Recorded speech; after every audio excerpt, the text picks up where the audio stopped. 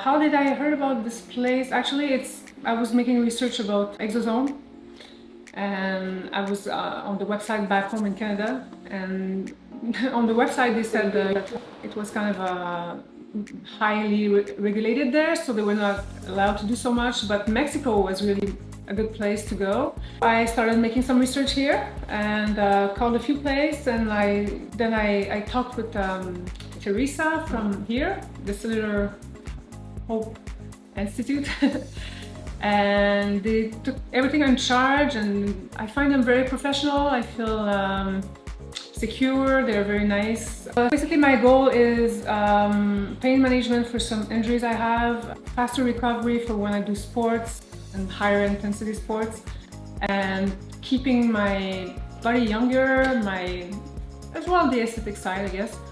Everything's very clean, and I know about medical stuff, and I know that I can trust them. I will come back here and I'm gonna keep going, and I recommend it.